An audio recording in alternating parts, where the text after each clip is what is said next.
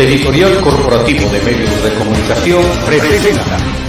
Gracias por acompañarme en este programa de Charlando con. Para mí es un gusto saludarlos esta mañana 16 de junio de 2020. Gracias por acompañarnos, gracias por sintonizarnos en cada uno de los programas que tiene Editorial Corporativo de Medios de Comunicación y Radio Superación, medio y voz de los grupos vulnerables y la ciudadanía.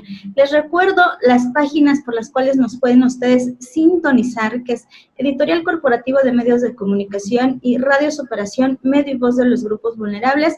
Les recuerdo que ahí hay una pestañita a la cual le dan clic e inmediatamente nos escuchan en vivo. Puesto que somos una radiodifusora digital, no somos un canal de televisión, pero aún así grabamos unos videos para que ustedes nos conozcan, sepan cómo se realiza un programa de radio y sobre todo conozcan ustedes a las personalidades que tenemos invitadas para platicar. Les recuerdo también nuestro sitio web, que es www.radiosuperacionsmc.com. También en Spotify nos pueden escuchar y les recuerdo la plataforma, que es open.spotify.com. Ahí también nos pueden sintonizar y nos pueden buscar y escuchar cada uno de nuestros programas. O también descargar nuestra app para que nos traigan todo el tiempo ahí en su celular. Lo pueden hacer a través de www.smc.tv. Ahí le dan clic al link de descarga para que ya nos traigan ahí en su celular y en cualquier momento nos escuchen o puedan pues recurrir a alguno de los programas que hayan sido de su interés. También les recuerdo nuestro correo electrónico para cualquier duda, sugerencia, comentario.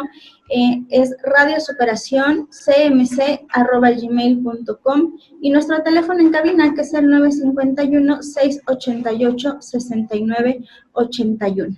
Pues bueno, amigos, el día de hoy para mí es un gusto, un placer y un honor que tenga yo en esta mañana de plática al teniente Guzmán García, que muy amablemente accedió el día de hoy a platicar con nosotros.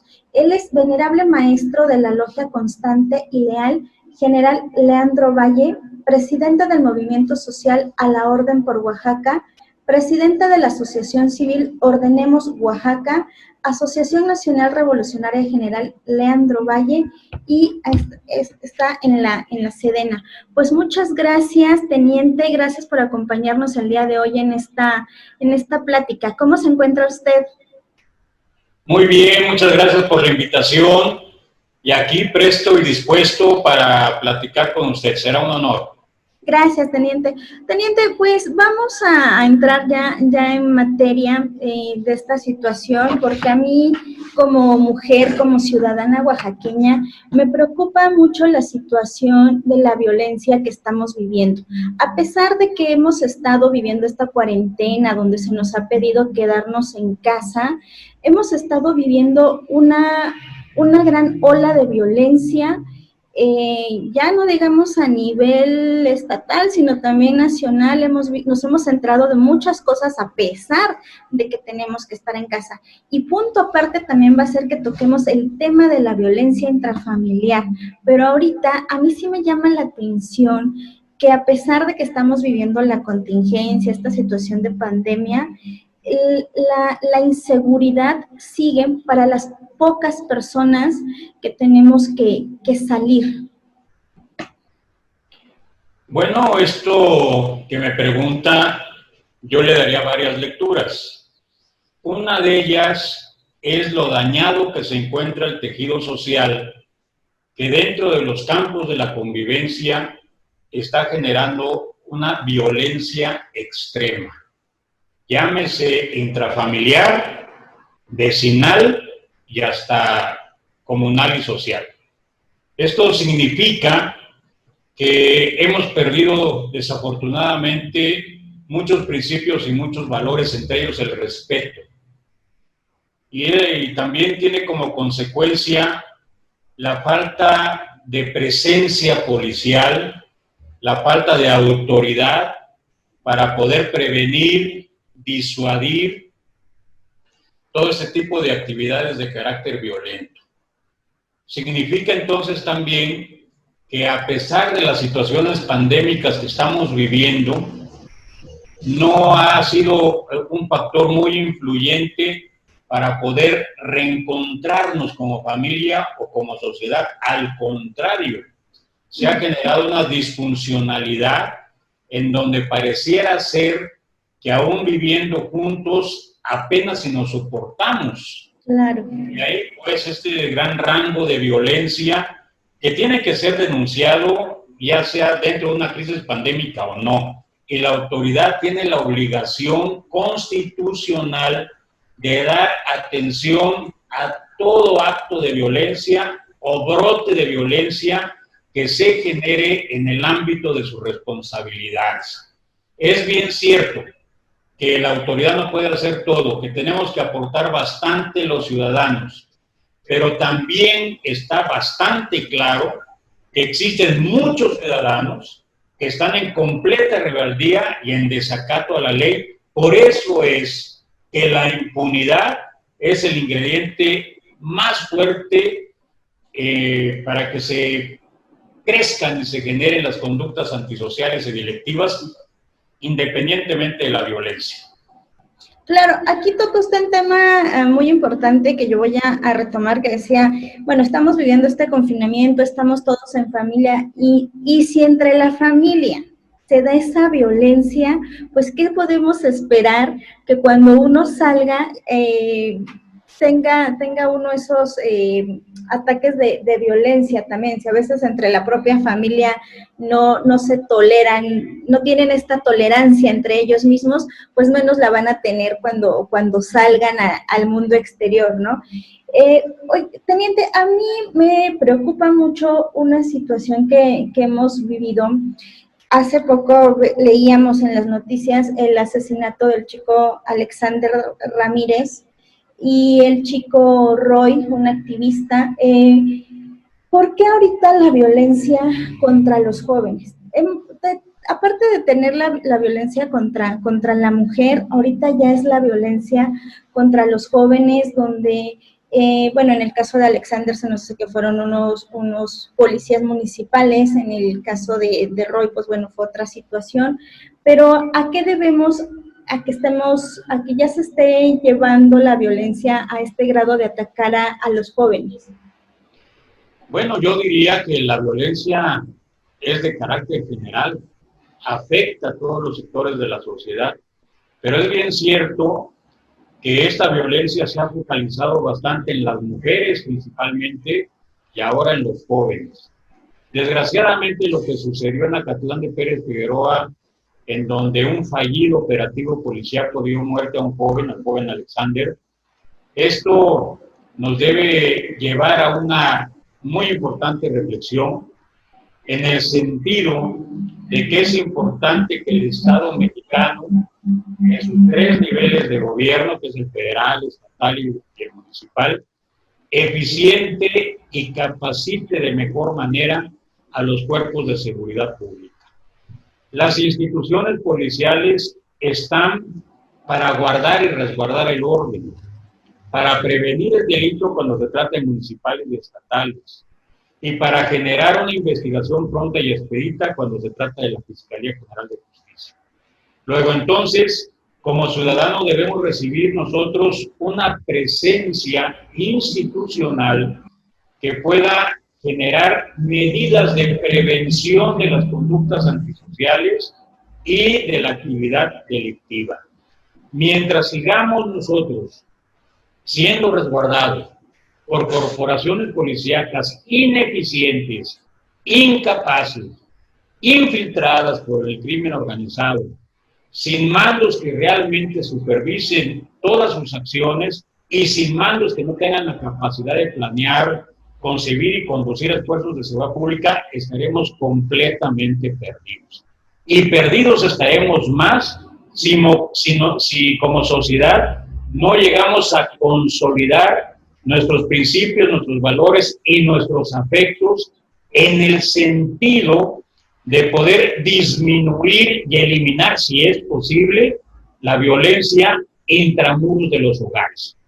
Es muy complicado Porque hay familias en donde el padre sale a trabajar y regresa ya muy tarde, y la madre también sale a trabajar y regresa también en otro horario, y son pocos las horas de encuentro y de convivencia, y eso genera tal vez diferencias ahora que han estado pues confinados dentro del hogar. Inclusive hay varios ya tratados, estudios, teoremas, teorías de carácter psicológico que está poniendo especial atención a ese motivo, porque este confinamiento pandémico trajo como consecuencia una enormidad de violencia intrafamiliar, pero de manera destacada de violencia en contra de las mujeres. Y hacia afuera, pues está generalizando también la violencia en contra de los jóvenes, tal vez porque son los que transitan un poco más por las arterias viales en nuestra ciudad, con las comunidades, porque tienen tal vez actividades y no respetan tanto el confinamiento y son objeto de la actividad delictiva y hasta del abuso de autoridad. Quiere decir entonces que como ciudadanos podemos ser nosotros mismos peligrosos para nosotros mismos, pero también somos un efecto de peligro por la condición en cómo se encuentran las corporaciones policiales. Claro, aquí retomando la situación de la policía, hace poco escuchábamos y leíamos al señor gobernador donde nos decía que iban a desaparecer estas policías municipales.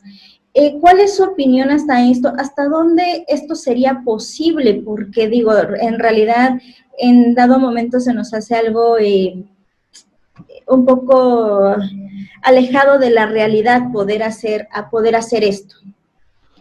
Bueno, yo siento que si el señor gobernador está convencido de que una medida pues importante pudiera ser el desaparecer las policías municipales, tendría entonces que hacer una extraordinaria labor de carácter legislativa, apoyarse en el Congreso del Estado para poder hacer las modificaciones o las reformas a la Constitución Política del Estado de Oaxaca, que pudiera pues dar margen a poder lograr ese objetivo, aunque yo lo juzgaría jurídicamente muy complicado, porque estamos hablando de la autonomía municipal y una acción que se lleve a cabo sin las reformas que deben tener las leyes vigentes en ese tema, pudiera generar una inconstitucionalidad. Yo creo que el señor gobernador, si tiene las buenas intenciones de colaborar con la seguridad pública a nivel municipal, tiene que fortalecer esas instituciones policíacas porque son las que cuentan con mayor proximidad. Es la policía municipal la que tiene más contacto con el ciudadano, un contacto inmediato. Ese contacto no lo tiene ni la policía estatal, ni menos la policía federal. Luego entonces, al contrario de desaparecerlas, pienso yo, y ojalá que al gobernador le pueda servir esta sugerencia, estas instituciones de seguridad pública municipal se tienen que fortalecer depurándolas, capacitándolas, equipándolas y además dando unas mejoras importantes a sus conceptos salariales, prestaciones sociales y todo lo que conlleve a que el policía pueda desempeñar con dignidad su trabajo. Lo que sucedió en Acatlán de Pérez Figueroa debe ser una referente para poder considerar ya un plan estratégico de mejoramiento para las policías municipales. Más que desaparecerlas, vuelvo a subrayar, se tiene que reconocer su importancia. ¿Por qué? Porque la policía estatal, hablando en términos de estado de fuerza, no cuenta con los suficientes elementos para poder cubrir toda la cobertura de los 570 municipios. Sería prácticamente imposible, menos va a poder cumplir con la inmediatez que merece la asistencia pronta ante situaciones de carácter delictivo. Se tiene que reconocer también que la orografía de nuestro estado es bastante complicada, lo que generaría muchas resistencias y muchas complejidades al poder movilizarse para dar la atención ciudadana.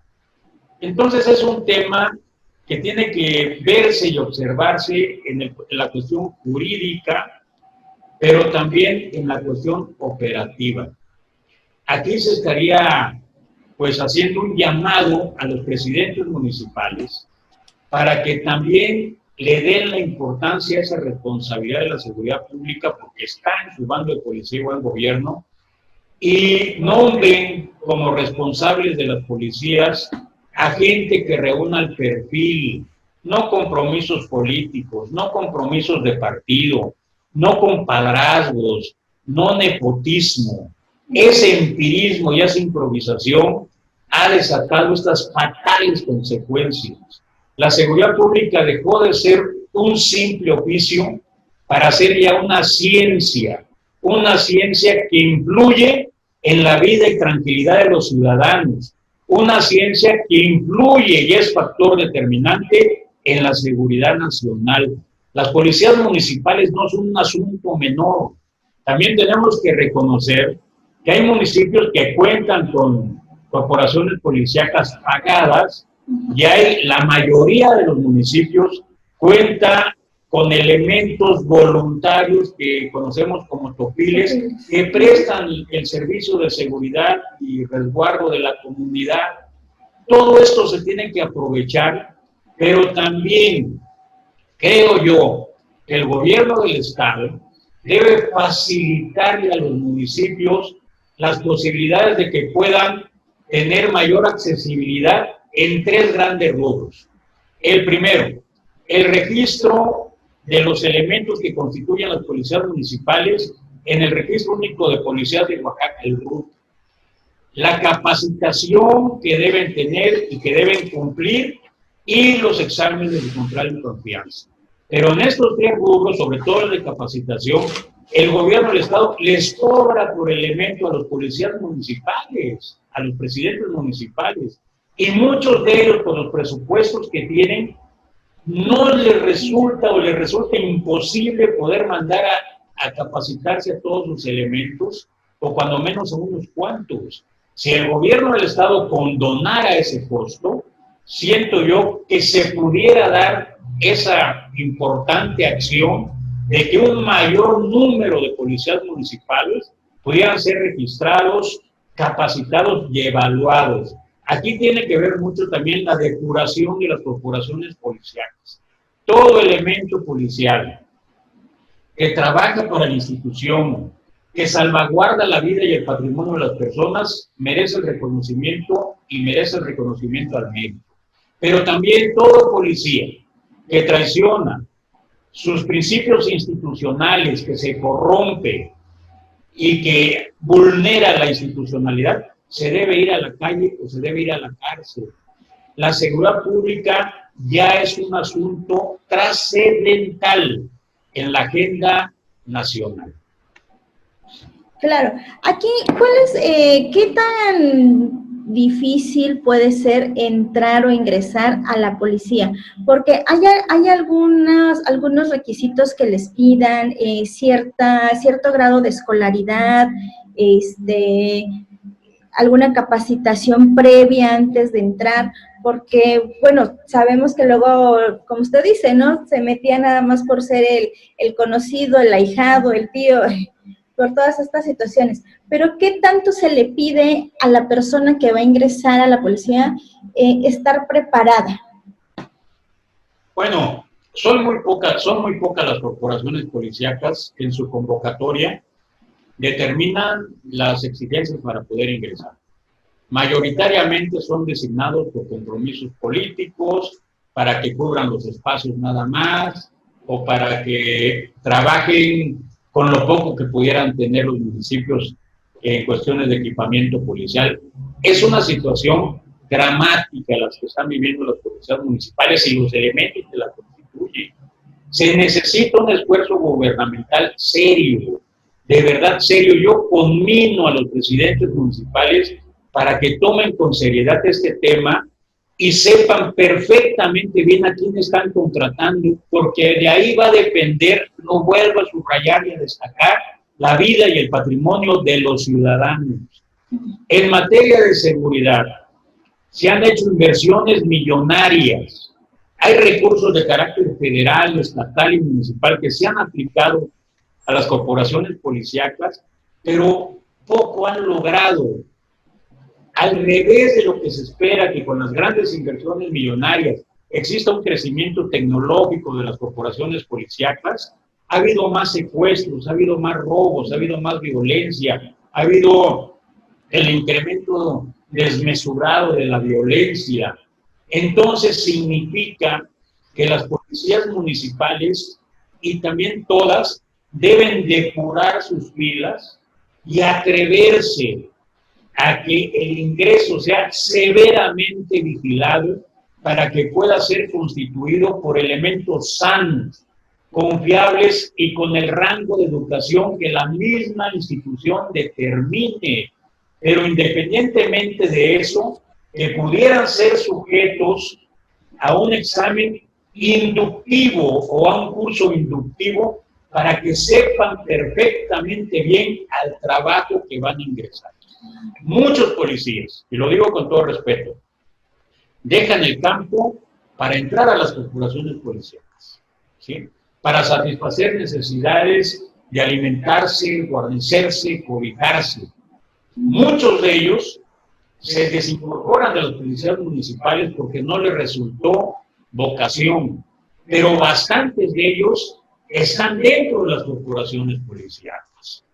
Pero esta gente que mayoritariamente viene del campo reúne condiciones extraordinarias que se tienen que valorar también. Resistencia a la fatiga, obediencia, institucionalidad, lealtad, muchas condiciones que como raza, que como oaxaqueños nos caracterizan. Aquí lo que tenemos o lo que se tiene que hacer es aprovechar estas características y potencialidades del factor humano para poder integrar corporaciones policíacas firmes, dignas, determinantes y eficientes. Necesitamos ahora, más que nunca, de instituciones policíacas que puedan generar la confianza de la sociedad. Instituciones policíacas que puedan generar el temor a la ley si es necesario.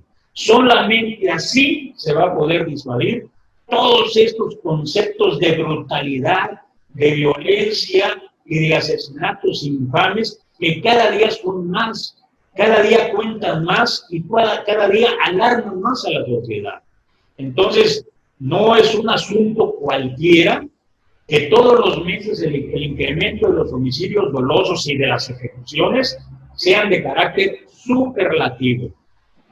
Y vuelvo a decir que entonces se requiere que el ingreso sea imparcial, justo y con las exigencias que se necesita la institución para servirle mejor a la gente. ¿Qué tan importante considera usted estarle haciendo a la policía exámenes psicológicos? Porque muchas veces también es cuestión aquí como de ego, alguna situación que traen, de repente ya por portar un arma ya se sienten importantes, ya se sienten con cierto grado de poder mandar. ¿Qué tan importante es aplicarles un examen psicológico y con qué frecuencia se pudiera hacer esto? Bueno, aquí el concepto psicológico está dentro de los exámenes de control y confianza. Y estos tienen que ser periódicos, o sea, de aplicación periódica. Porque un sujeto, un policía puede ser objeto de un examen de evaluación de control y confianza hoy, y tal vez el mismo día en un crucero o en una acción policial que se corrompe. Claro. También se requiere mucha supervisión. Hay un principio elemental en el MANI que dice orden dada y no supervisada es una acción no tomada.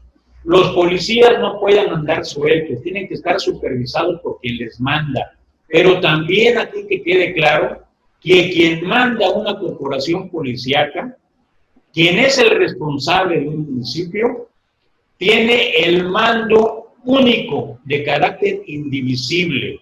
Por tanto, será responsable de lo que hagan o dejen de hacer sus policías. y el abuso de autoridad se constituye por omisión o por exceso. Luego, entonces, se tiene que hacer una apreciación psicológica para saber perfectamente bien, y también apoyándose en los controles y confianza, qué elementos van a aportar armas de fuego. Y esos también se tienen que ver sujetos a los estipulados que dicta la Ley de Armas de Fuego y Control de Explosivos, específicamente en lo referente a la licencia colectiva de armas de fuego. Ahí está perfectamente claro cuáles son los requerimientos de salud, de capacitación y de estudios, y sobre todo de carácter constitucional, como es el Servicio Militar Nacional, que tienen que cumplir todos los policías para poder portar un arma. El asunto acá es que todo esto se debe manejar con la convicción y con la dureza que dice la propia ley, y no vulnerar la ley, no relajarla, no omitir cosas para que después se estén arrepintiendo de haberlo hecho. Tiene que haber una seriedad. El servicio policial debe ser regido con seriedad, y ahora más que nunca en el mando se necesitan gente serias y comprometidas con la comunidad. Claro. Teniente, igual aquí me salta otra duda, diferente a las capacitaciones que pudieran tener los policías, porque de repente, pues ahora con las redes sociales nos enteramos, la policía municipal estuvo en cierto curso para poder tratar a este tipo de personas. Entonces, a mí algo también que me preocupa bastante como mujer es la violencia, obviamente en la calle, pero de las que somos víctimas cuando esta gente indigente, por así decirlo, somos pues objetos de sus violencia física y verbal, y ahí la policía no puede hacer nada. Ahí, ¿cómo la policía entra en este tipo de violencia que también uno sufre? Porque últimamente yo he visto mucha gente de estas, ya sean drogadictos, alcohólicos, o hasta gente que padece de sus facultades mentales. Bueno, hablando de capacitación, esta se debe dar desde el carácter inductivo hasta la actualización. Existen ya muchas tipologías delictivas que merecen especial capacitación para los elementos, ¿no? Y esto, desde luego, es parte de un programa de instrucción policial que marca lo básico, pero también marca lo de vanguardia. Y es ahí donde las instituciones policiales, los presidentes municipales, los gobernadores, el propio presidente de la República, deben de preocuparse de que sus elementos reciban una capacitación continua para que se encuentren siempre actualizados. Ahora, cuando esta capacitación trae como resultado que los elementos policiales puedan conducirse de la manera más adecuada, de acuerdo a la situación y a la circunstancia que se le pueda presentar en el momento. Un policía no tiene por qué discutir cuando se encuentra con una situación violenta, tiene que intervenir, aprovechando su capacidad táctica y de los procedimientos sistemáticos de operar que le instruyen en la propia academia o dentro de la capacitación para poder resolver esa situación, ¿no? Si son objeto de violencia, si son objeto de agresiones, tienen que intervenir y someter al individuo, a los individuos que así lo hagan, para ponerlos a disposición de la autoridad correspondiente. Aquí no se necesita o se requiere de confrontaciones, se requiere que los elementos policiales puedan intervenir de manera correcta, apoyándose en el equipo que portan para poder resolver situaciones caóticas. En el entendido que el uso de la fuerza brutal debe ser hasta el último momento,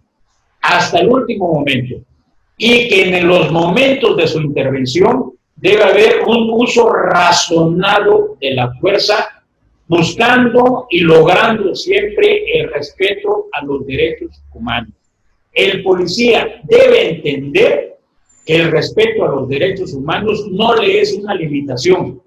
Al contrario, es una condición que lo obliga a cumplir con su trabajo de mejor manera. Desde luego, hay gentes como los indigentes que están mal de sus facultades mentales y que sin saberlo agreden a las personas y agreden a los policías.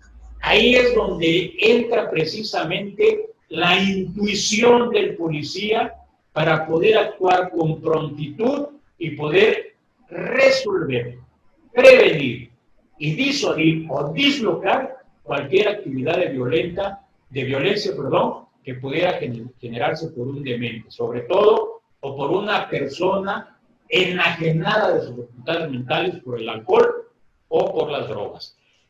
Por eso es que destaco nuevamente que la seguridad pública dejó de ser un oficio. Dejó de ser un oficio para ser ya una ciencia, como lo estamos comentando. Son 1000 cosas que debe atender ya un policía, y para atenderlas de manera correcta debe estar capacitado. Y aquí no se trata de que un policía municipal se sienta menos que un policía estatal o que un policía federal. Tal vez la única diferencia sea el equipo, pero el valor, el compromiso y la responsabilidad, así como la importancia, son idénticas. Claro. Y referente a los pagos, digamos, de los policías, porque muchos de ellos se ven tentados por esta situación de la, pues, de la corrupción, ¿no? Porque a veces también nosotros como sociedad también tenemos mucha culpa, ¿no? Porque de repente, si somos víctimas de un robo, ya nos da como la clásica flojera de ir a levantar el acta y de seguir todo este protocolo de trámites que hay que hacer.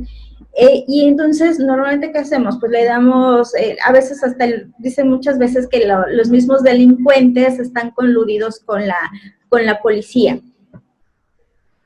Bien, cuando hablo de la palabra supervisión, es que es una obligación del responsable de la corporación policíaca mantener mecanismos de supervisión para evitar precisamente que los elementos bajo su mando se corrompan. Debe ser impedido desde las esferas de mando. Aquí no se trata que los policías quieran hacer lo que quieran hacer. Aquí se trata que los policías hagan lo que tienen que hacer de acuerdo a la ley y reglamentos que rigen su actividad. Todo policía que se corrompe debe ser sujeto a una acción jurídica determinante porque está mediando la traición institucional. Y el robar y el traicionar, ni el diablo lo puede ni lo debe perdonar. Aquí se trata que a toda costa y bajo toda medida se logren consolidar hoy y ya por fin corporaciones honorables, honestas, correctas, pero también corporaciones que sean sujetas a salarios dignos y prestaciones también dignas, donde los policías sepan que a pesar del riesgo que corren al defender la vida de los ciudadanos exponiendo la propia, le trae como resultado un honorario o un sueldo que le permite satisfacer las necesidades de su familia. Si a pesar de mejoras salariales y de mejoras en prestaciones sociales, el policía insiste en corromperse, entonces el policía no tiene ni principios ni vocación y se debe ir a la calle y se debe ir a la cárcel. Entonces, aquí se tiene que aplicar la ley desde dentro de las corporaciones policíacas para que sepa la sociedad que cuando el policía aplique la ley es porque la está aplicando una persona un personaje y un funcionario público honorable, indiscutible y que no está sujeto ni a prebendas, ni a corrupción, ni a propuestas indecorosas. Esa es la verticalidad que debe mantener la conciencia y la convicción policial. Claro, porque, y es como en todos los trabajos, ¿no? Teniendo, o sea, un empleado bien pagado, un empleado contento, pues es un empleado también productivo, y lo mismo pasa con ellos. Cuando empezó esto de la contingencia, veíamos en prensa las manifestaciones que tuvo la policía municipal al decir que no contaban con el equipo necesario para poder ahorita llevar su trabajo, que eran como los cubrebocas, las caretas o hasta los guantes, y por ahí veíamos también el hecho de que decían que algunos de sus compañeros habían fallecido por el COVID-19. ¿Qué tan verdad es que la policía no está realmente pues cubierta con este equipo para poder enfrentar también esta situación de la pandemia? Que claro, fue una situación que a todos nos agarró pues desprevenidos y muchas veces no teníamos la capacidad para poder llevar esta contingencia en cualquier sector o ámbito de trabajo. Bueno, aquí el asunto es que evidentemente las instituciones policiales no están equipadas al 100%. Y esa es una responsabilidad de quien les manda. Y el que manda a nivel federal es el presidente de la República. En el estado el gobernador y a nivel municipal el presidente municipal y el cabildo. Si estas tres instancias no se preocupan por proporcionarle todos los elementos logísticos necesarios para el buen desempeño de las actividades policíacas, estarán poniendo en riesgo a los propios policías y por consecuencia a la sociedad. Si les comentaron a estos tres responsables dentro del Estado mexicano que el servicio de seguridad pública era un servicio barato, los engañaron. Uno de los servicios públicos más caros que existen es el de seguridad pública por el equipamiento que debe estar recibiendo cada elemento, por el desarrollo tecnológico que debe ser creciente y que merece un mantenimiento constante, radiocomunicación, patrullas, uniformes, chalecos antibalas, armamento, elementos de defensa, muchísimos materiales de los cuales deben ser dotados los policías para que puedan realizar sus actividades a plenitud y con la confianza plena que se encuentran protegidos también. Si no se les da lo necesario y lo suficiente para poder desempeñar sus actividades, obviamente serán objeto de riesgo y de peligro. Hablando del COVID, si los presidentes municipales, si los gobernadores, si el presidente de la República no hicieron una dotación diaria de cubrebocas, están poniendo en riesgo al policía. Si no hicieron una dotación diaria, del gel antibacterial para sus elementos, pues están poniendo en riesgo. Si no hicieron una dotación diaria de una sanitización de las patrullas y de todos los insumos que manejan los policías para sus actividades, los están poniendo en riesgo. Y todo esto cuesta. El servicio policial cuesta y es bastante caro. Entonces se tiene que presupuestar el ejercicio de los dineros de manera correcta para que el suministro de los equipos y de los consumibles sea permanente, constante y efectivo, porque está de por medio la vida de sus elementos y la seguridad de la sociedad. Claro. Teniente, usted actualmente es comisionado presidente de la Comisión Iberoamericana de los Derechos Humanos para el Desarrollo de las Américas. ¿Cuál es su postura sobre los derechos humanos y que muchos de nosotros pues los desconocemos? Bueno, los derechos humanos aquí en México están muy vinculados, forman parte, es más, de la Constitución Política de los Estados Unidos Mexicanos. La Carta Magna que rige todas nuestras actividades como nación. El primer derecho, el fundamental, la vida, la salud, la educación, el trabajo, y de ahí una infinidad de derechos humanos que tenemos que respetar y conservar. Pero los derechos humanos están muy relacionados también con nuestras responsabilidades. Los derechos humanos míos tienen su límite cuando incursionan los derechos humanos de la otra persona. No podemos nosotros argumentar derechos si no cumplimos con nuestras obligaciones. Para mí, los derechos humanos son para los humanos derechos. Obviamente, en cuestiones de carácter judicial, existe algo que se llama el proceso. Un proceso bien llevado está garantizando los derechos humanos.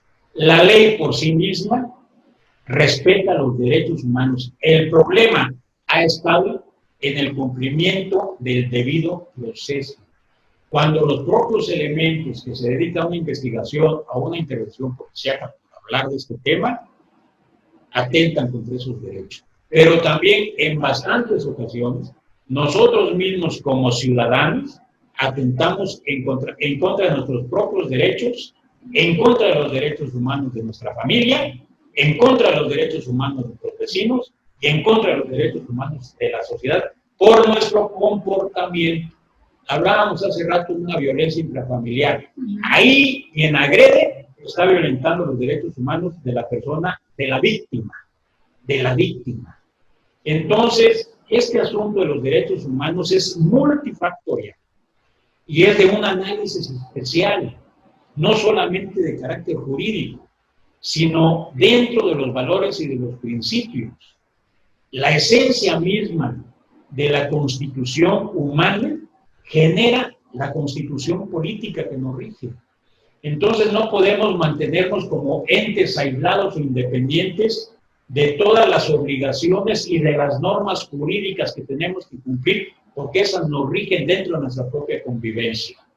Entonces, los derechos humanos sí se tienen que conservar, sí se tienen que respetar y nunca vulnerar. ¿De acuerdo? Pero también tenemos que generar esa cultura de respeto y de fortalecimiento a los derechos humanos de manera constante, de manera importante y de una forma muy destacada. Correcto, teniente. Pues le agradezco muchísimo se haya tomado el tiempo de hoy para esta plática y la verdad creo que lo voy a comprometer a otra plática próximamente para seguir sobre el tema de derechos humanos, que muchos desconocemos cuáles son nuestros derechos y sobre todo cuando nosotros mismos vulneramos los derechos de nuestro prójimo. Teniente, pues muchísimas gracias por habernos acompañado este día. ¿Algunas palabras para despedirse de nuestro público? Pues nada más decirle a la sociedad que muchas veces la corrupción somos todos. No corrompan a los policías, no den mordidas, denuncien y van a ver cómo el comportamiento policial va a mejorar, porque entenderán esos servidores públicos que están para servir y proteger a la sociedad y no para atentar en contra de ella. Muchas gracias. Amigos, pues hemos llegado al final de esta charla con el teniente Manuel Guzmán García, al cual le agradecemos bastante se haya tomado el tiempo para compartir con nosotros esta hermosa plática. El teniente es actualmente comisionado presidente de la Comisión Iberoamericana de los Derechos Humanos para el Desarrollo de las Américas. Pues amigos, no me queda más que darles las gracias por haberme acompañado en esta plática, en esta charla. Les recuerdo mi nombre, soy Montserrat Toribio. También recuerden nuestro correo electrónico para cualquier duda, comentario, sugerencia es radiosuperacioncmc@gmail.com o nuestro teléfono en cabina el 951-688-6981.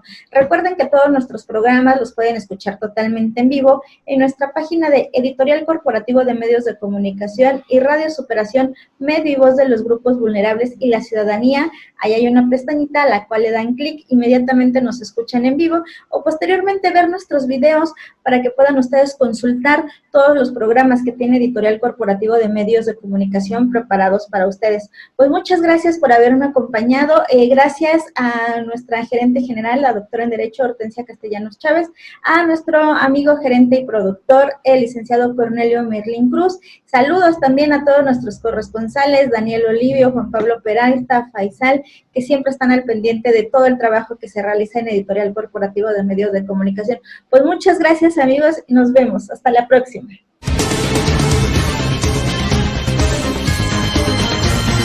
Editorial Corporativo de Medios de Comunicación presentó